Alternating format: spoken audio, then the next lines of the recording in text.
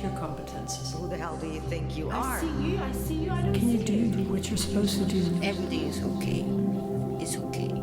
And if you are angry, then you are the crazy one. Give and take. I will exist. For real. Welcome to For Real episode 11. This is a podcast on human dignity recorded on the 18th of May 2024 at 8 p.m. at O Festival in Rotterdam. We got together with 25 people to look into what it means to matter. Our guests go through a 2-hour experience in which they listen to pre-recorded interviews about the intellectual undermining of women. The music is made by Sarah Jeffrey on recorders and voice, Jorge Dumitriou on viola and guitar, and myself on harp. My name is Andrea Voets, and here at Resonate Productions we make musical journalism by combining social journalism with lots of original music. During 4 moments within For Real, the audience is invited to be interviewed by one of the musicians. In this podcast you hear those conversations exactly as they took place. Hi, welcome. Hi, thank you for coming. Hi, yeah. I'll introduce myself. I'm Sarah. I was born in 1985 in Liverpool in England. My name's Madelief. I was born in Shanghai in 2007.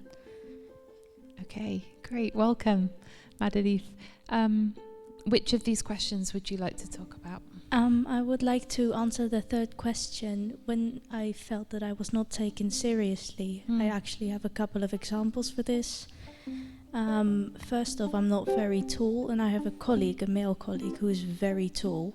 And one time we were just talking, we were chatting, and he did something that really stuck with me. He sunk down onto his knees so we could be at eye level. How did that make you feel? Well, I was actually pretty uncomfortable, and I also called him out on it. I asked him why he did that, and he was like, well, I want to be at eye level. I don't want you to feel like you're looking up at me, like you're looking up to me. But it was really just a bit wrong. That made you feel like people can be different heights without it being so starkly pointed out. Yeah, exactly, because I have to look up at most people, so it wasn't really that different for me. Yeah. And another example is I have a couple of guy friends who I actually really consider my friends, but something I really see quite often is when they have the choice to sit with me or to chat and just sit with some other guys, they will often make the choice to just go to the other guys. And I do really consider us friends, but it just hurts to constantly be left with the girls. Yeah, I hear that. I wonder if they are aware of the effects of what this does, of how this makes you feel. I don't think so. I never really point it out, and my girlfriends are really wonderful as well, so it's not really that much of a problem. But every time I just think, damn, was I not interesting enough? Was I not good enough for you? Yeah, and we shouldn't have to feel like that. We shouldn't have to question our own behaviour by how others treat us. Yeah. Wow. Thank you so much for coming and for sharing these. Yes, thank you.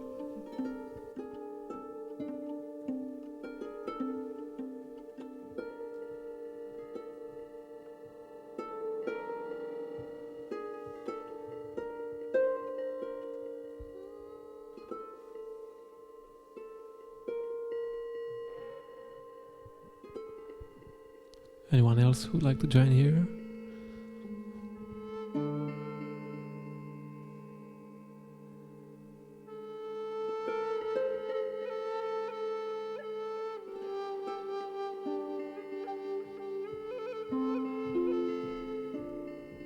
Hello. Hello. Hi. Would you like to share your name and Salomé. Sorry? Salomé.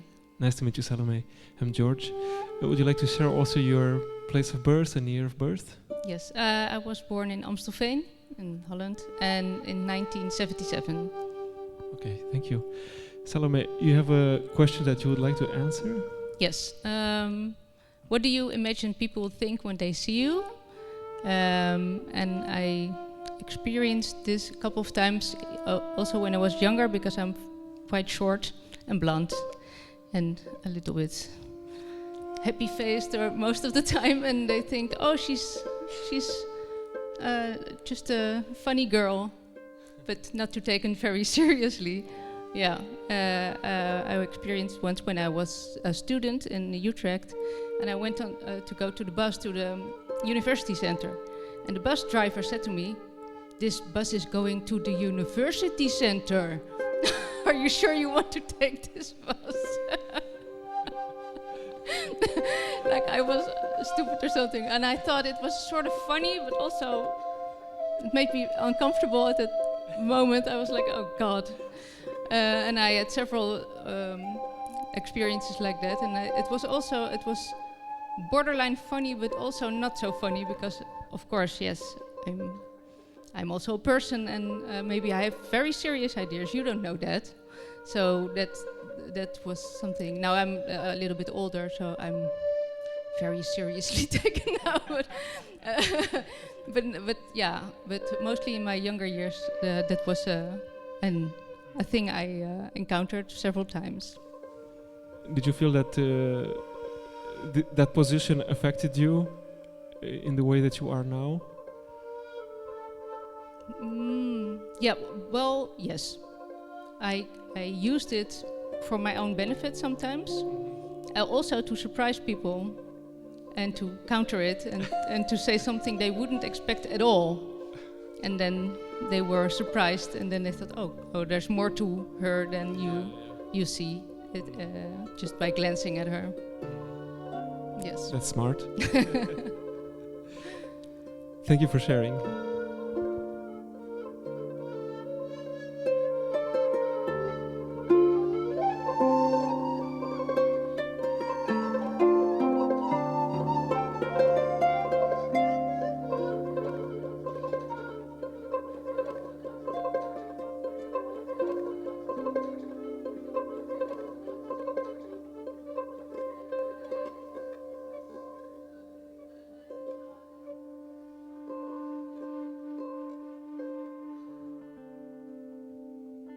Hi. Hello. Would you like to give your name? My name is Lindertje, and I'm born in 1986 in Hoorn in North Holland. Lindertje, which is going to be your question? Well, I am resonating with things that have been said about not being taken seriously. Well, actually, now that I just said my name, people often think when they hear my name, I'm like some kind of fairy, poetic person, or like not someone to take too seriously. And I am also a performer, and after a show, often, first of all, people don't expect me to be also the creator of what I have been doing. And second of all, and this I think can be hurtful, that after a show which I have been sort of pouring myself into, and then you are sort of vulnerable coming outside, and then I'm sort of in need of, or like I will want to know what people think, so I'm really open, and then they say, "Oh, I loved how you looked, your body is amazing." And then also I feel like, so I've failed to bring across anything else. So that's, I don't feel taken seriously then. I'm sorry, that sounds disgusting. Yeah. That sounds really shit.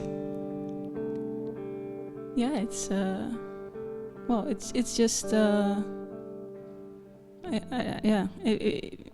It also feels like it hurts because apparently all the other things that I've done were not so like they were less impressive than my body. And what you said earlier, that people don't understand that you are the creator of your own work. Yeah, well, they never expect it. Like, it's always after they heard it, oh, but it's like not, yeah, they never assume it. And and sometimes it's really hard to bring it across. Yeah. How do you try to bring that across? What do you say? I'm asking for a friend. Well, I wrote this piece, and this man over there is a man who is in the team, but he is not the creator. Yeah, like these things. Is that enough to say that? Well, I mean, not always, but yeah. Why do you think that happens? Because I think it's because of how that I look like a figure that is there to please or something, or like that I look so that it's something pleasant or something, or yeah.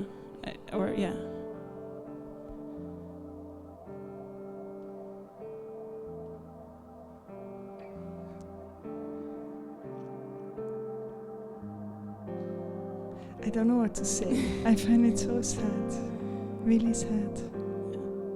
How do you deal with it? Well, there is many other. I mean, it's not. I feed on other reactions. There's many other reactions, of course. This is not. So yeah, and then and I.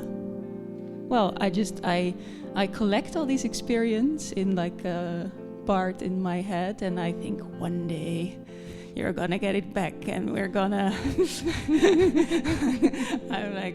My revenge is gonna be so big one time. You will see. On that note, yeah. Thank you very much.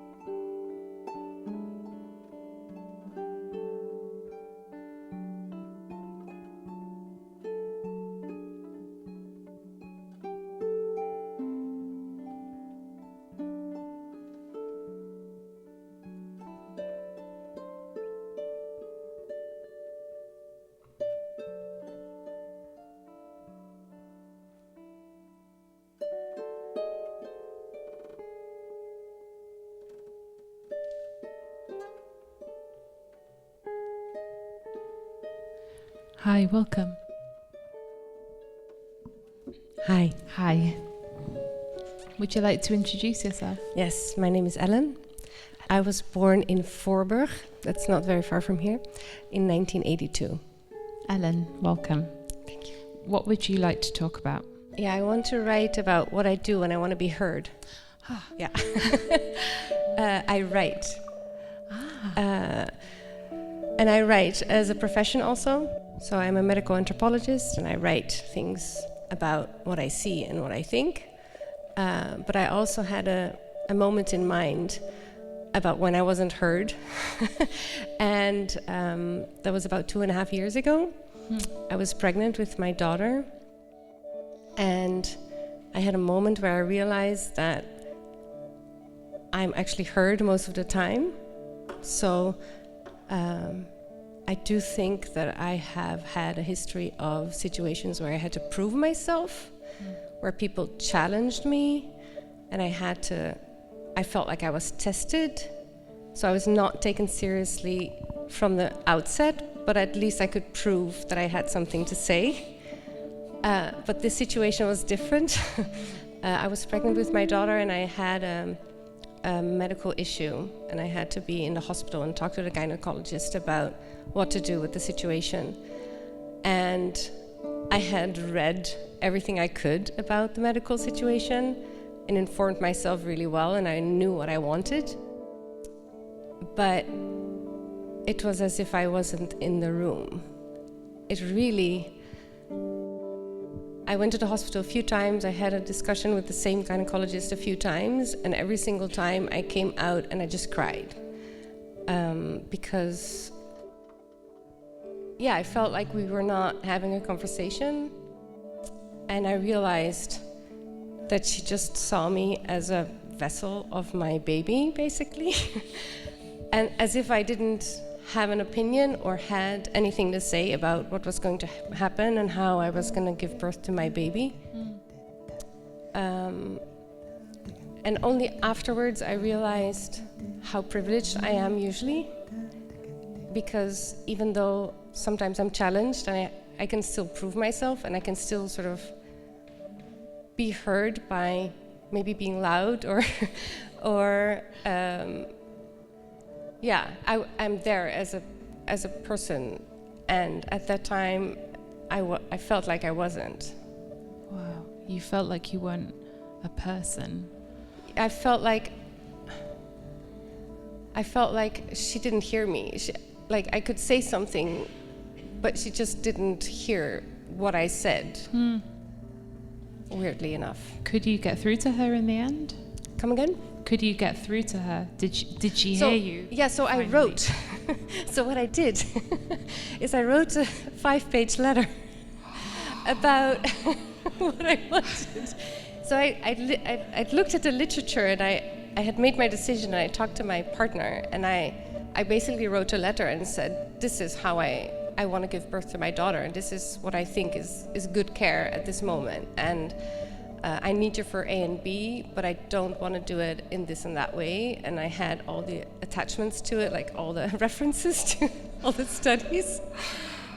And then when I sat there, she was like, okay, you really thought this through. And she kind of managed to see that I had decision-making power over my own body, and I had thought about this, and yeah. A revolutionary thought. Yes. A last question, how would it have been different for you if from the first moment she'd said, okay. What do you want? Yeah. Yeah. A lot less stress. And I mean, I had to do a lot of work, not just for the conversations, but also for my daughter, because I wanted to make the right decision for my daughter, not just for myself. So I don't think the work would have been zero, but I think I didn't have to spend so much energy convincing her that I can make decisions about my own body. And yeah, I would have been able to focus on just being pregnant, taking care of myself, and feeling well, basically. Just being pregnant. Yeah, that's a lot of work already. Yeah. Wow. Well, I'm glad you did the work, and I hope in the future we won't have to do that. Me too. Yeah. Thank you.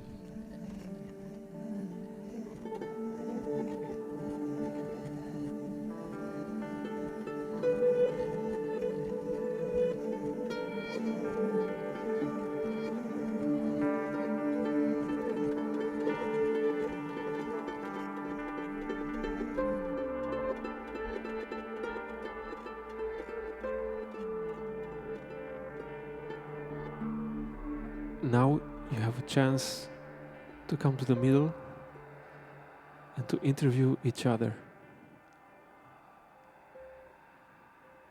You may use the following questions. What would you like to say to your mother? What makes you feel powerless? When do you pretend everything is okay, even though it is not? Do you resonate with something that has been said? If you need us, we're here to help.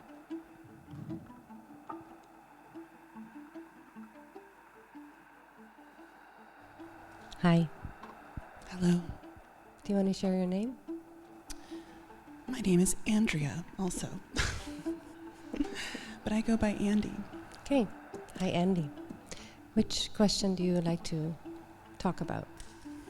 I think I'm supposed to say my location and birth year. If you want. I was born in 1986 in California.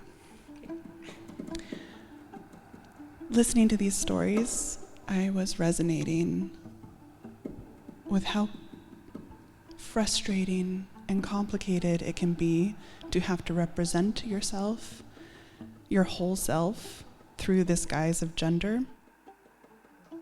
And I was thinking about my name as a starting point. That I go by Andy, and I've been using this since I was a child. And it's an ambiguous name. I can't tell you how many times I've walked into a room and been met with, "Oh, you're Andy. I thought you were going to be a man."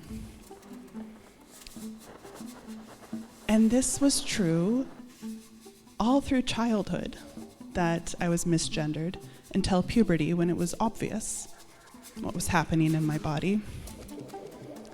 Into my research career, I found that when I would ask for advice about how to sit down and interview someone and be relatable, as we are doing right now, that I should apply makeup, wear a pencil skirt, be unoffensive, unintimidating, and genuinely curious about the person I am interviewing. Who said that? A man who was giving me advice on how to interview men. Oh my God. And so I did a different project. Good for you. But I also find that that's still lingering. This idea of how am I supposed to project a certain way of being in a professional atmosphere to have the same openings and opportunities, to show up in a room and not have the people around me be disappointed by who has arrived, to be able to articulate something and have it received on equal bearing. Because another thing early in my career I discovered was that I would get a lot of requests to do labor, to make network connections for people, men, without any acknowledgement of my own expertise, as if it wasn't there at all, as if I only existed as an extension of the domestic sphere to do the work of enabling and supporting and creating this opportunity for having openings for the men around me. And I told one of my mentors about this, and her advice was, do not put in energy to men who aren't interested in what you have to say. And I stopped replying to emails. And it was liberating. And I was deeply privileged to even have the choice, to have a choice to not respond to emails for requests for my labor when there was no interest in my expertise, and there still be openings available. Because what has now happened is I predominantly just work with other women and anyone in the queer community, because this is where patriarchy loses its touch. And I wish for better choice for more people to have an actual choice to make there. Thank you for sharing.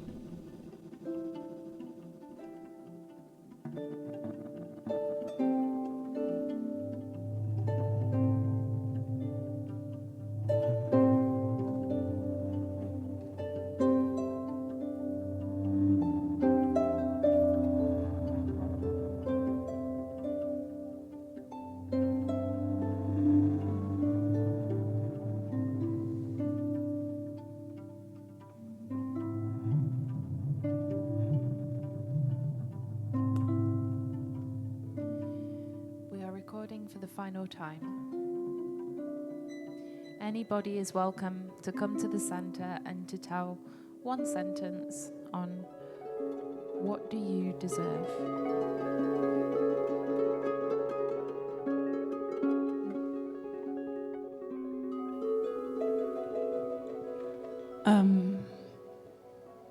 So many moments in my life I have asked myself the question, do I want too much? But I think you deserve to want everything you want. You may want everything you want.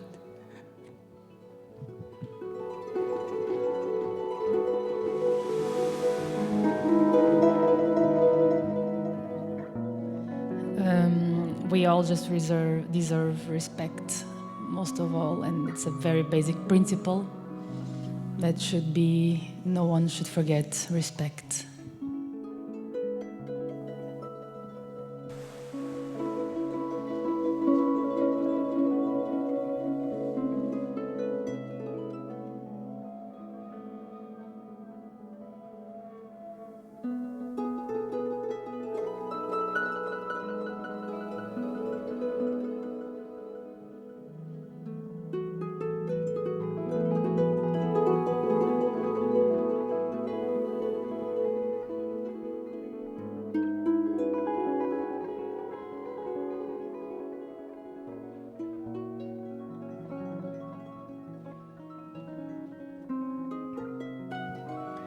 You deserve to know that you matter, regardless of how you stack with other people's gendered expectations.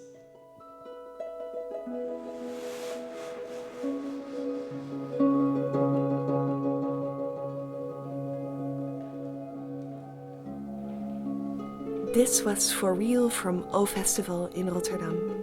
We are Resonate Productions and you can find us on Instagram at resonate.productions or on facebook.com/musicaljournalism. See you next time.